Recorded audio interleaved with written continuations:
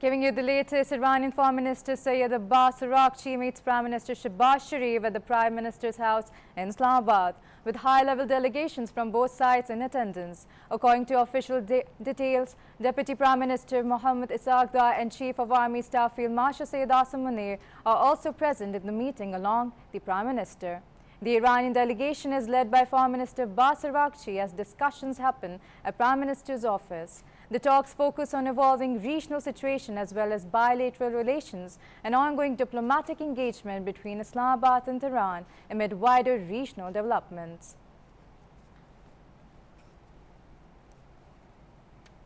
For analysis on this, we are joined by Brigadier Retired Ahmed Saeed Minhas. Thank you for joining us. First, I would like to ask, hello sir, could you hear me? Yeah, I can hear you. Okay, first I'd like to ask, as we all know that the delegation, Iranian delegation, they arrived in Islamabad recently and they have met Prime Minister Shehbaz Sharif as well. So what's your analysis on this? How can this go on to a further development? I think it's a significant happening which is presently taking place in Islamabad. Because of the talks between Iran and the USA, the visit of the Foreign Minister of the Iran to the Islamabad is really, we can see it through very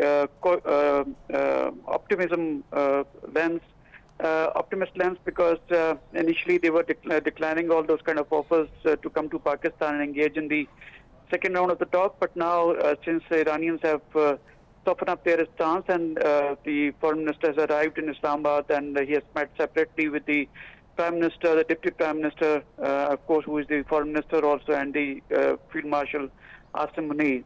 Now, I'm sure that the kind of concerns the Iranians had before coming to Islamabad and the kind of responses the United States had generated after the ceasefire is about to finish on the last Wednesday, I mean to say with regard to having a tough stance on the uranium possession by the United States, the highly enriched uranium, which is the property of the Iranians, and secondly, applying the blockade onto the Strait of Hormuz.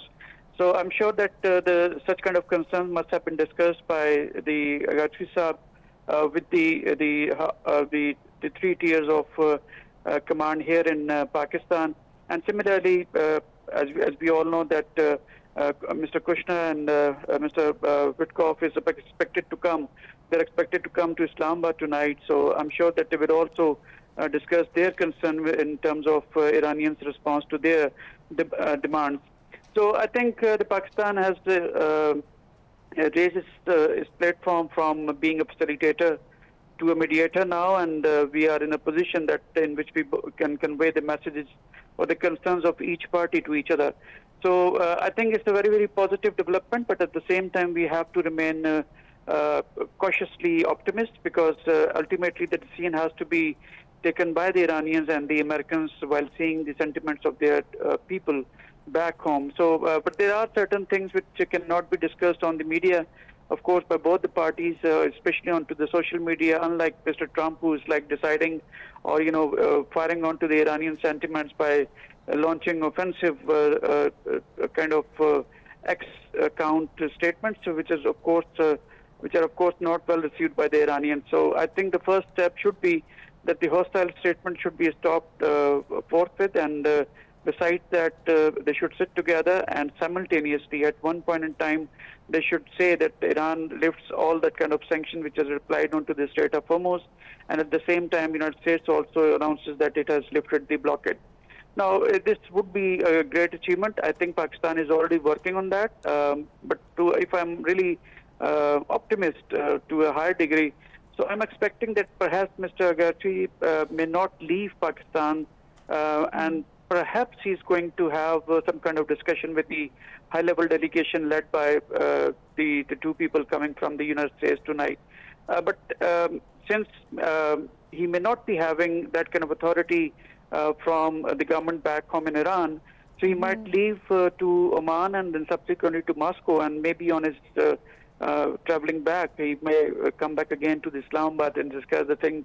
And before that, the two Americans must have discussed all their concerns with the Pakistani mediators. But anyway, ultimately the scene would rest onto the Iranians and the Americans But the good thing is that the both are trusting Pakistan, and Pakistan has really played well in terms of praising its stature as a responsible mediator, as a responsible actor in this region of the world. And I'm very glad to say that since Operation Banana Marsus, the kind of stature we won during the war on the battlefield, that the same is being translated into the field of diplomacy, and especially it's a new normal being generated in which the military diplomacy is augmenting the civilian diplomacy, and the kind of, yeah.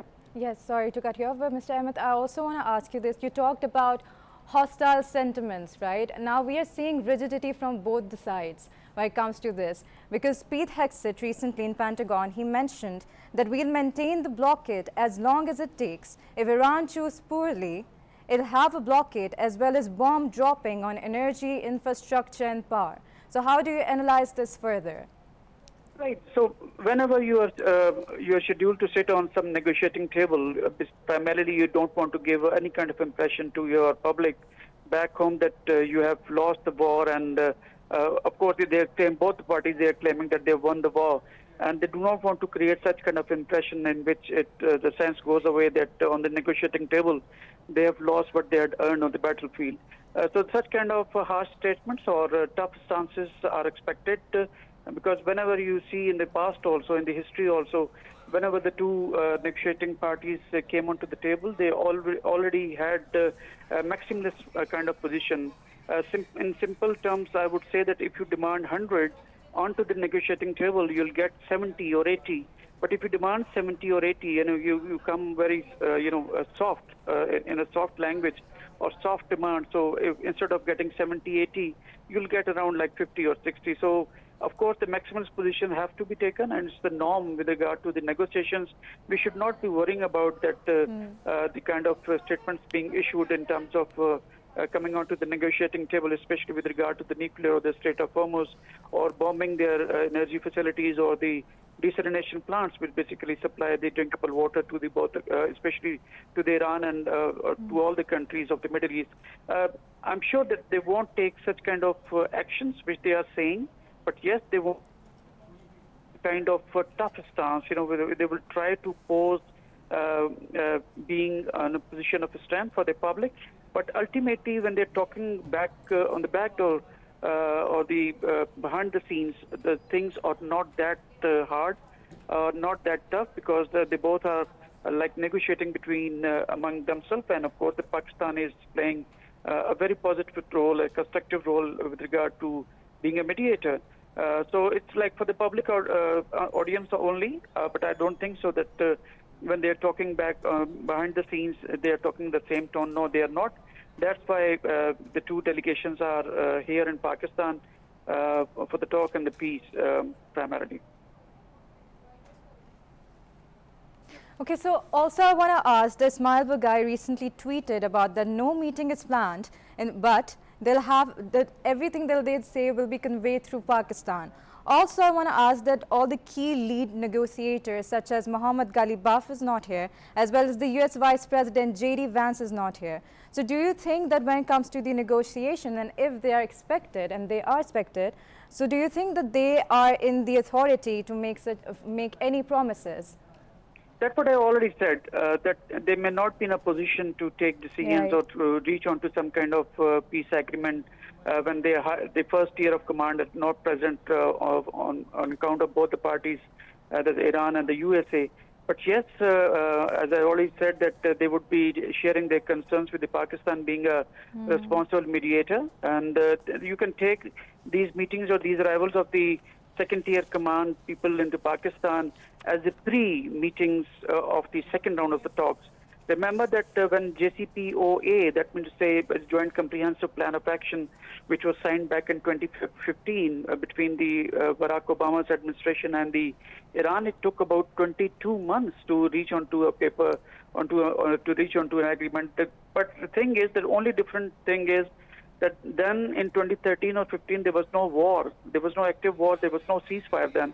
So they had a lot of time to negotiate, and they took 22 months. Now, the war is just being held for some period of time, and as the President Trump says that he can lift the ceasefire any time. So he's threatening also, but at the same time he needs to have some kind of peace agreement, because only a few days are left, like I suppose like less than 10 days now, that President Trump has to report to the Congress back home for getting a formal permission to continue with this war.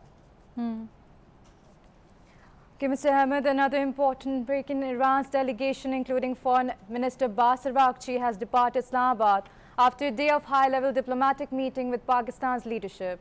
The report says that the delegation delivered an official list of demands for ending the US and Israeli war. So, there's no direct talk happening between US and Iran. So, what's your further analysis on that? Like at this moment, there's no direct talks happening between US and Iran. Okay, before I started talking to you on this channel, I said if I was extra optimist, so I think that Mr. Araghchi would stay here in Islamabad and would wait, and he might engage with the high-level delegation. The second tier of command Americans are coming tonight in Pakistan. But of course, yes, but the second thing I said was that he might continue his visit to the three countries. Islamabad, he has already touched upon. Perhaps he's not going to Moscow, perhaps, or for that matter, Oman.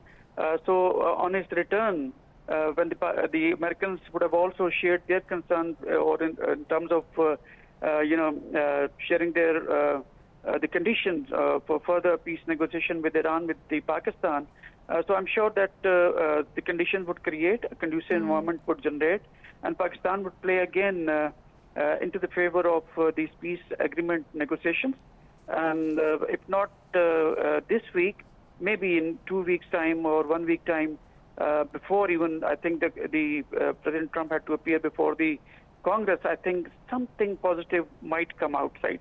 Because the Congress mood back home in the United States is not good, and they are not into the favor of continuing up with this war. So if he loses, the President Trump loses the support from the Congress to continue with this war, it would be a great setback for the Trump administration. And before that, he would try to patch up the things. So he has done what he could do, but I think now this is time to get onto the work more precisely, with more, relaxations to the Iranian side.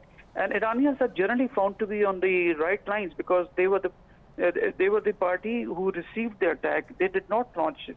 They bear all that kind of damages what Israelis and Americans inflicted upon them. So Iranians have higher moral ground, better resilience as compared to the Americans, and less lack of any domestic pressure onto them to continue.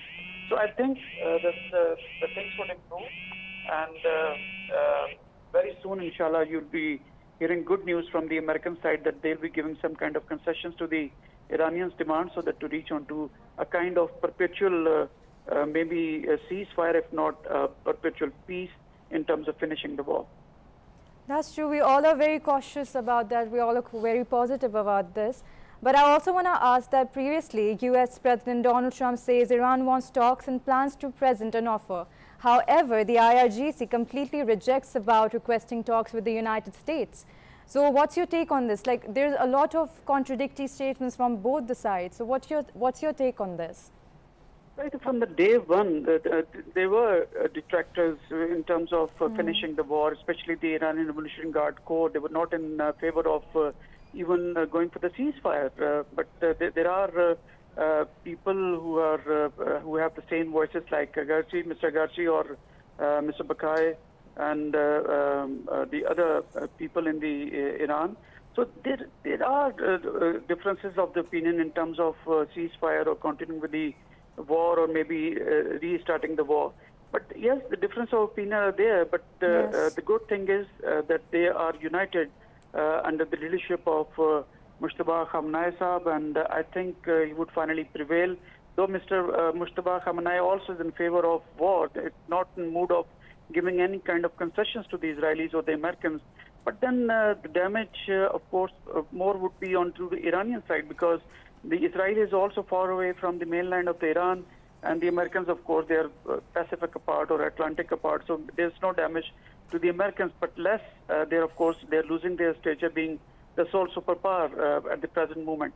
Yes, it is a bit dicey thing. Israelis also do not want to finish off with this war. They want to punish Iran as much as they can, and they don't want to carry on with this impression that the Israelis and the Americans, when they launched attack in unison onto the Iranians, they were basically primarily defeated. They don't want to have this kind of impression for the public also.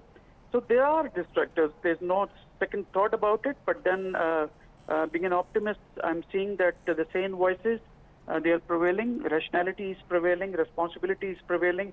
And let's hope for the good, and especially the pressure from the people inside the United States, in which I said yesterday I said that about 11 million people, they come onto the roads against their administration to finish off with this war.